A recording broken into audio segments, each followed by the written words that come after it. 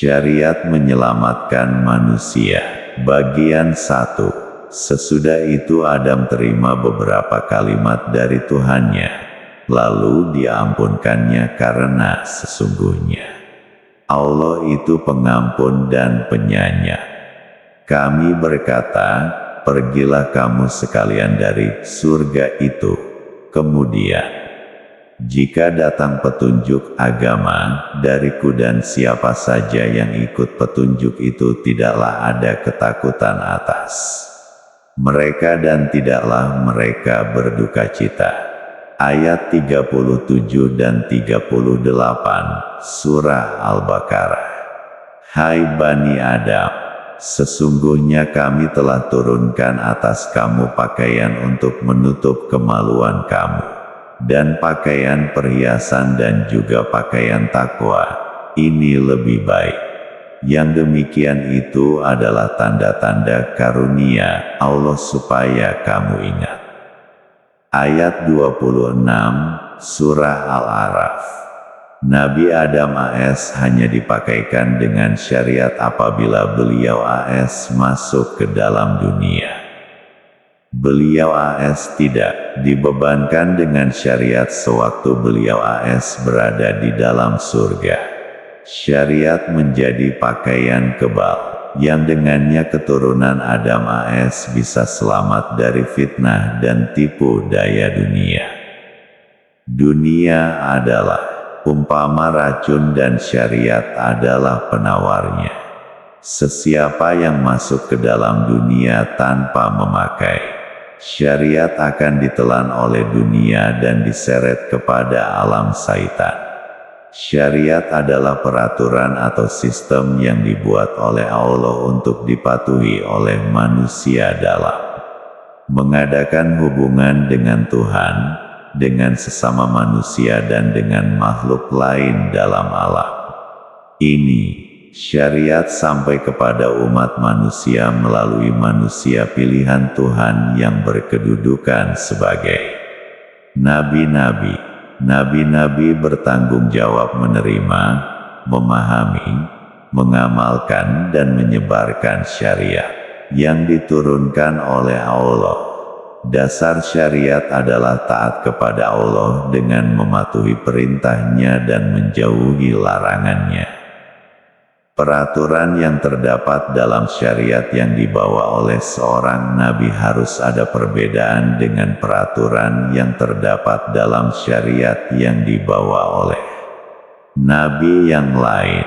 Walaupun ada perubahan pada peraturan syariat tetapi tuntutan mentaati syariat tidak berubah. Syariat Nabi Daud AS mengizinkan lelaki menikah seberapa banyak wanita yang mereka mampu, tetapi syariat Nabi Muhammad SAW menetapkan sebatas 4 orang istri saja dalam satu masa.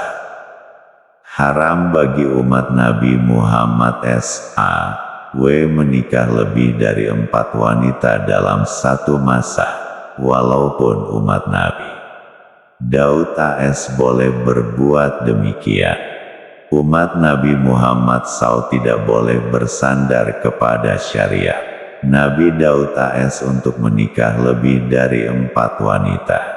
Jika diperhatikan kepada tuntutan mentaati syariat yang dibawa oleh Nabi bagi satu-satu umat, dapatlah difahami bahwa dosa dan pahala yang dikatakan oleh syariat bukanlah karena tidak melakukan atau melakukan peraturan semata-mata. Hukum dosa dan pahala bergantung kepada tidak mentaati atau mentaati Allah berhubung dengan peraturan yang Dia tetapkan. Orang munafik boleh melakukan perbuatan sholat dengan sempurna, tetapi ia tidak disertai dengan ketaatan kepada Allah, maka perbuatannya itu tidak mendatangkan pahala. Derajat pahala bergantung kepada kekuatan taat dan dalam melakukan peraturan syariat itu dituntut supaya melakukannya dengan cara yang benar, tidak boleh membuat cara sendiri yang menyalahi peraturan syariat. bagi setiap umat telah kami tetapkan upacara ibadat syariat yang mereka akan lalui. Maka janganlah sekali-kali mereka membantah engkau dalam perkara ini, dan serulah kepada Tuhan engkau. Sesungguhnya engkau adalah di atas petunjuk yang lurus. Ayat 67, Surah Al-Hajj. Umat satu Nabi wajib berpegang kepada syariat yang dibawa oleh Nabi tersebut. Tidak boleh lari kepada syariat Nabi yang lain, melainkan telah datang Nabi lain yang membawa syariat yang lebih lengkap dan sempurna. Apabila datang Nabi Muhammad SAW, sekalian umat manusia wajib berpegang kepada syariat yang dibawa oleh Baginda SAW.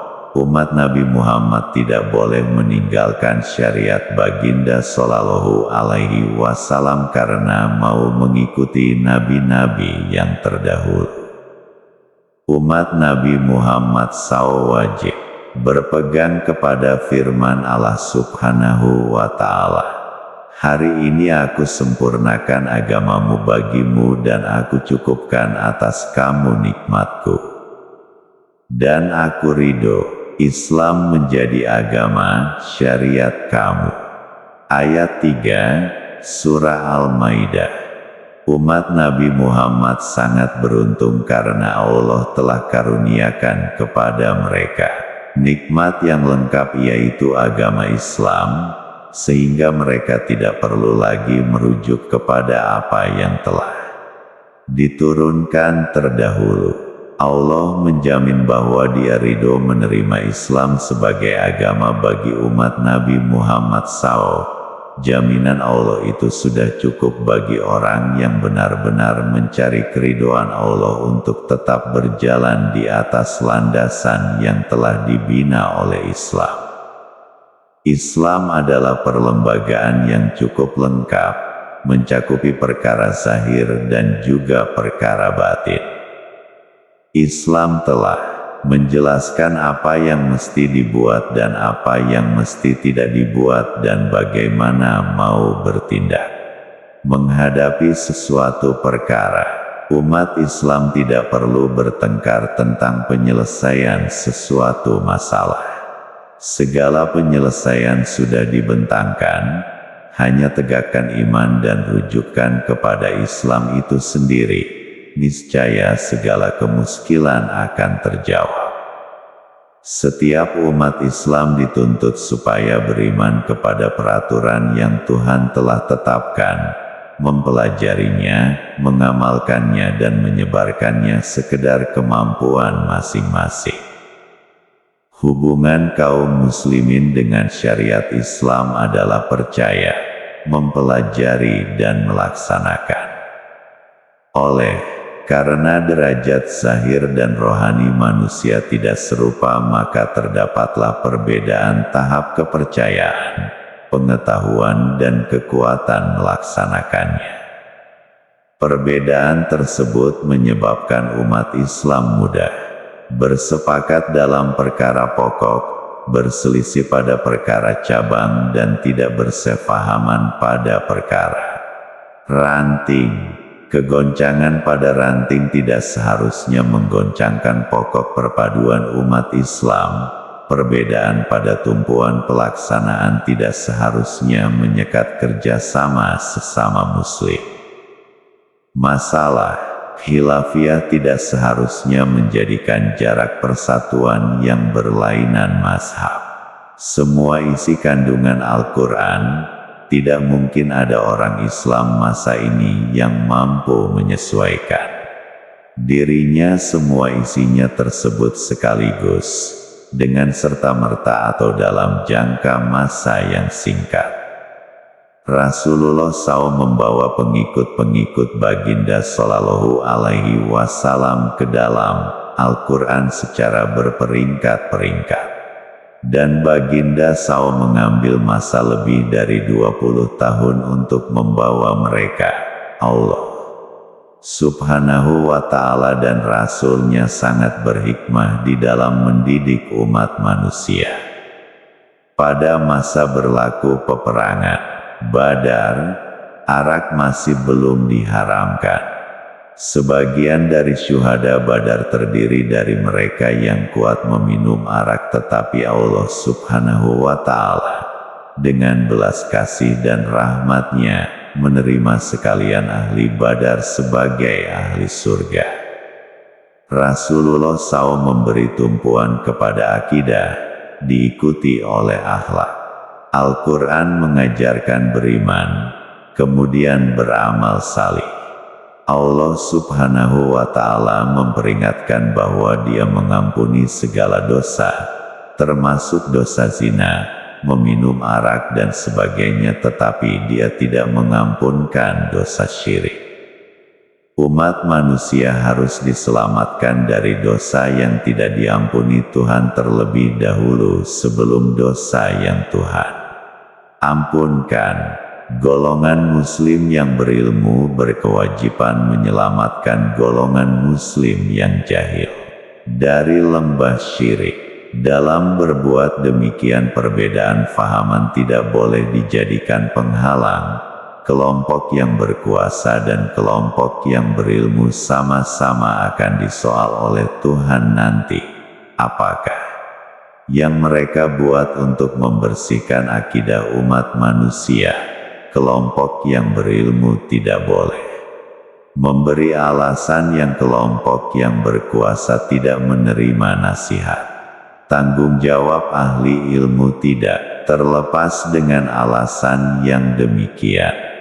Dengan sedikit suntikan dari kelompok yang berilmu akan menjadikan kelompok yang berkuasa bisa melakukan berbagai macam perkara demi kebaikan syariat Tuhan. Dengan sedikit tolak ansur dari kelompok yang berkuasa akan menjadikan kelompok yang berilmu menyampaikan banyak perkara demi syariat Tuhan. Muslim yang mempunyai kesadaran dan kemampuan haruslah mengkaji dengan mendalam apakah yang terlebih mendesak diperlukan oleh umat Islam masa kini. Setelah mengetahui penyakit semasa yang melanda umat Islam itu, kelompok yang berilmu dan kelompok yang berkuasa sama-sama berkewajiban mencari penawar di antara isi kandungan ayat Al-Quran. Penawar yang diperlukan dengan segera itulah yang mesti disampaikan kepada orang umum terlebih dahulu. Mengobati penyakit secara sistematik lebih berkesan daripada mengobati semua jenis penyakit sekaligus. Syariat telah menyediakan segala jenis obat untuk semua jenis penyakit. Ahli ilmu dan pemerintah haruslah faham menyusun jadwal pengobatan umat.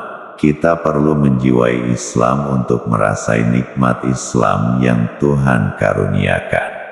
Orang Islam bukan saja mendukung Islam untuk dirinya saja, malah dia juga mendukung Islam untuk ahlinya, saudara-saudara Muslim yang lain dan juga umat manusia seluruhnya. Kewajiban manusia adalah melakukan apa yang Tuhan aturkan dengan penuh ketaatan kepadanya, sementara hak mengatur diserahkan kepada Allah. Sekiranya Allah mengaturkan seseorang itu menjadi alim dan mendapat kuasa ketika masyarakat Islam sedang menghadapi ancaman perang, orang alim dan berkuasa itu berkewajiban membuka syariat bagian jihad, keperluan memperkuat ketenteraan, strategi peperangan dan lain-lain yang bersangkutan dengan perang, terlebih dahulu dari bagian syariat yang lain. Mengajar cara pembagian harta pusaka kepada orang yang sedang bersiap ke medan perang adalah kurang sesuai. Dalam tablik menyampaikan, bukan saja perlu ada sidik dan amanah, malah perlu juga ada fatanah. Kebijaksanaan. Rasulullah SAW bertablik secara sidik, amanah dan fatanah. Setelah berjaya menawan Makkah, Baginda SAW memaafkan secara beramai-ramai orang Makkah yang pernah berperang menentang Baginda SAW tidak melakukan hukum qisas. Beberapa orang yang Baginda SAW telah umumkan untuk dibunuh pun kemudiannya Baginda SAW maafkan. Kemaafan dari Baginda SAW telah menarik orang-orang yang bersalah itu kepada masuk Islam. Sekiranya Baginda SAW telah melakukan hukuman bunuh, tentu banyak dari orang Makkah yang mati sebagai orang kafir musyrik. Kebijaksanaan. Baginda SAW telah menyelamatkan banyak manusia dari azab neraka. Allah Subhanahu wa Ta'ala menghargai orang alim yang menggunakan kebijaksanaan dalam menyelesaikan masalah yang dihadapi oleh umat Islam. Pelaksanaan peraturan Tuhan kepada umat manusia yang tidak mengerti haruslah dengan kasih sayang, belas kasihan dan simpati. Bukankah Rasulullah SAW telah mendoakan bagi penduduk Taif yang mengkasari Baginda SAW dengan doa yang baik, "Wahai Tuhan, maafkan mereka karena mereka tidak mengerti."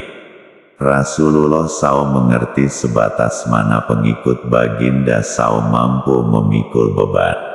Baginda SAW tidak meletakkan beban melebihi kesanggupan mereka.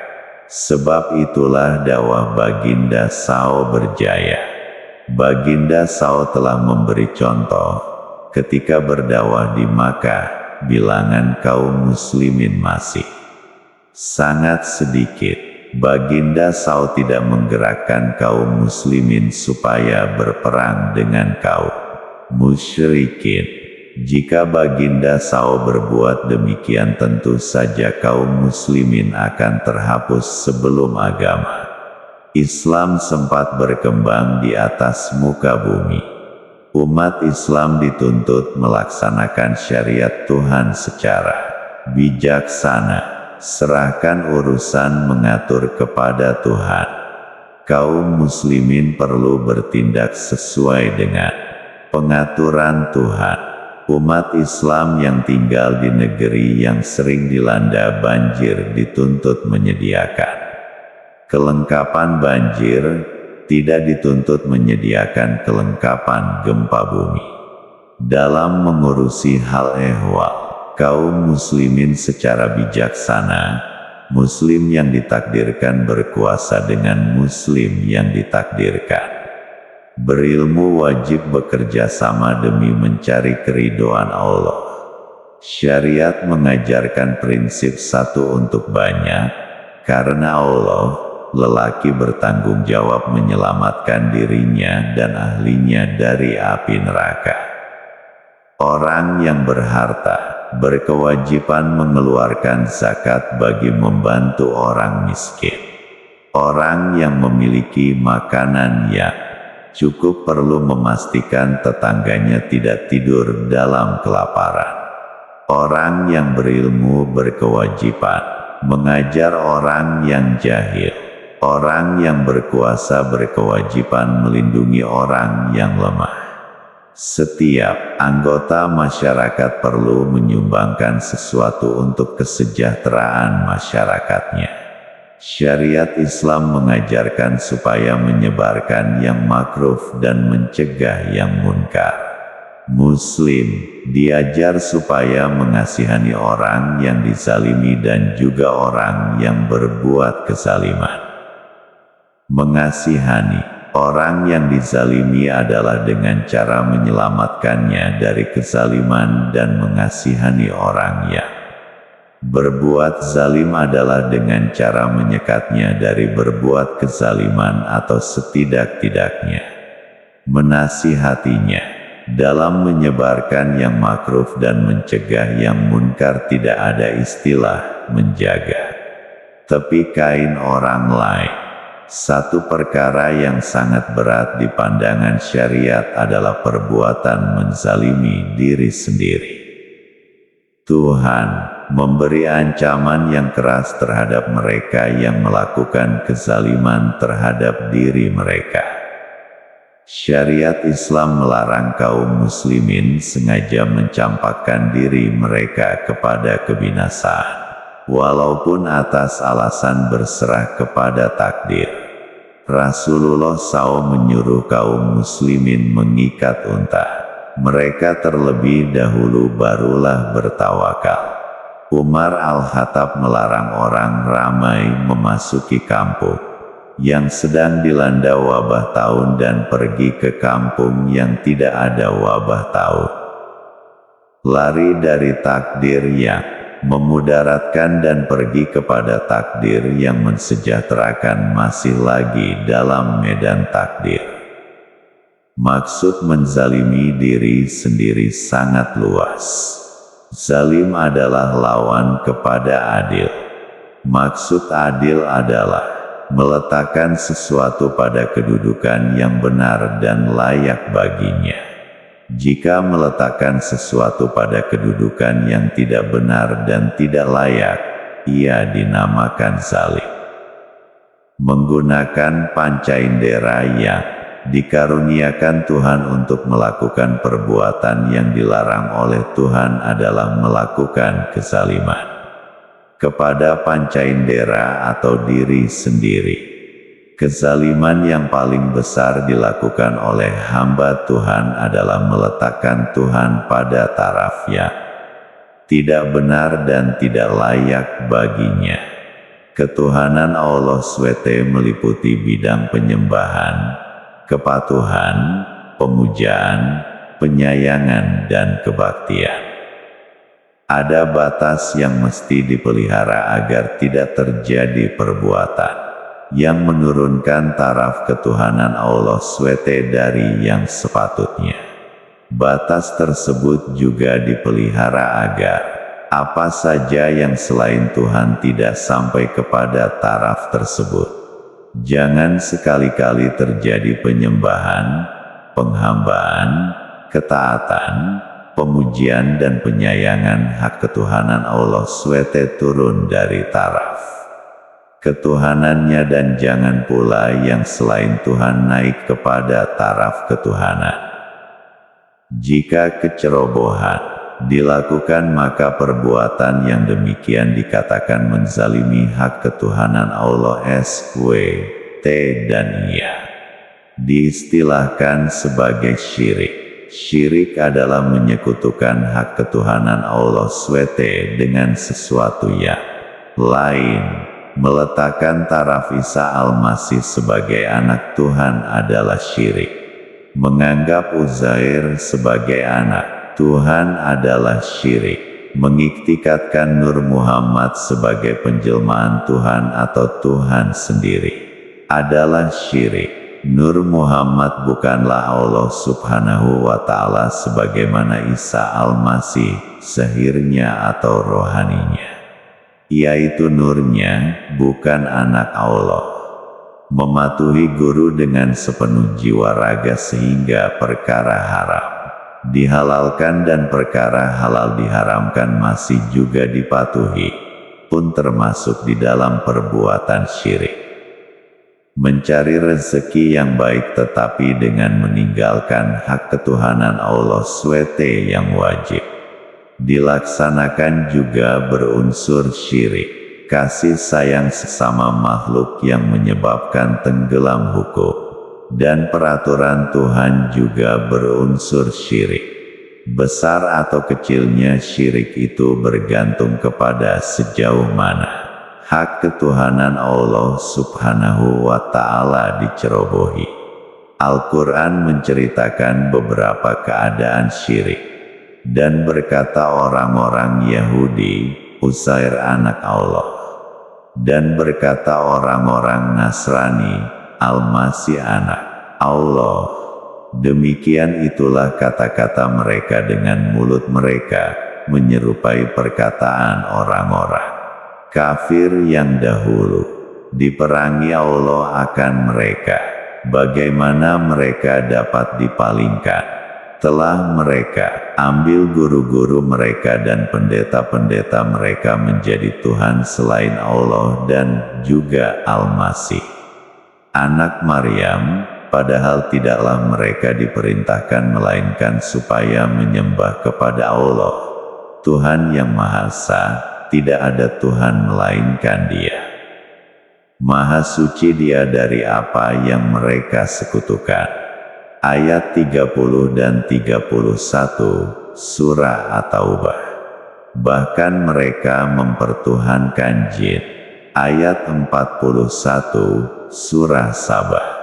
Tidakkah engkau perhatikan mereka yang mempertuhankan nafsu mereka? Maka apakah engkau boleh jadi pemelihara atas mereka?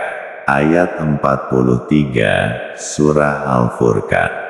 Selain yang dinyatakan di atas Al-Quran juga menceritakan beberapa perkara yang bisa menggelincirkan manusia kepada syirik. Katakanlah, jika bapak-bapak kamu, anak-anak kamu, istri-istri kamu, kaum keluarga kamu, harta yang kamu dapati, perniagaan yang kamu takut akan mundur dan tempat kediaman yang kamu sukai, lebih kamu cintai daripada Allah dan Rasul-Nya dan berjihad pada jalannya, maka tunggulah sehingga Allah mendatangkan ketentuannya. Dan Allah itu tidak akan memberi petunjuk kepada kaum yang fasik. Ayat 24, Surah At-Taubah. Sang Kiai